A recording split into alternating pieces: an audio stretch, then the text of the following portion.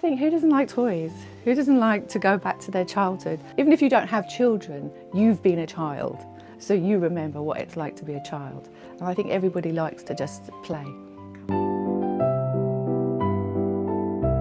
My name's Louise Heard and I am the owner of Benjamin Pollock's toy shop, or you could say custodian really. It started in 1880s in Victorian London when Benjamin Pollock was alive, making the paper theatres, and it moved to Covent Garden in the 60s. There was a woman called Marguerite Fawdry and she rescued the business because after the war it closed down, and she opened a shop over at number 44 in Monmouth Street, and then she moved it to Fitzrovia and actually opened up a museum. And then this shop, she took it on in 1980. It's a very British style, the Pollock's Toy Theatre, and they were out of the real theatre. So the theatres in Victorian London, they would have been huge.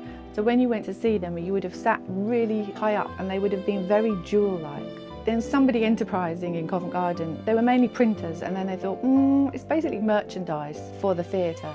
First of all, it started as posters, but they would be drawn, and then you would buy your print and then you would hand colour it. And then they started to develop the actual theatres. And then it became so you would make one up. So like Dickens would have had one. I used to come here when I was a teenager, when I was at school. In the 80s they had all the really exciting shops. I lived in the suburbs of London. I was desperate to come up, work here. So that's how I started.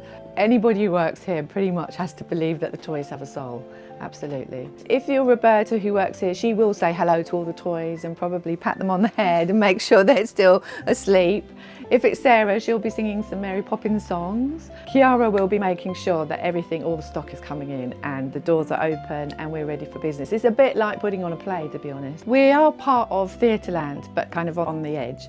And Covent Garden, this area, in Victorian London would have been really theatrical. So you would have had people who painted the scenes, you would have had people who made the props. The whole area would have been the industry around theatre. And then there's all the people who are supposed to have visited, like Charlie Chaplin and Winston Churchill, Diaghilev. One of his ballets was inspired by the toy theatre, the decoration. So it's always been around as part of British culture, especially like a London history. We know there's like a renaissance for everybody to be into toys. I think it reminds them of being a child. I think toys remind them of people in their lives. Someone in their family maybe bought them toys. It's just joyful, so when people come in here, you're going to forget about what's outside in the world. Always ask everyone what their favourite toy is, because I believe that you can find out what they're going to be like as an adult. Robert Louis Stevenson, who is the Scottish writer, he said about Pollock's, if you love art, folly and the bright eyes of children, then speed to Pollock's.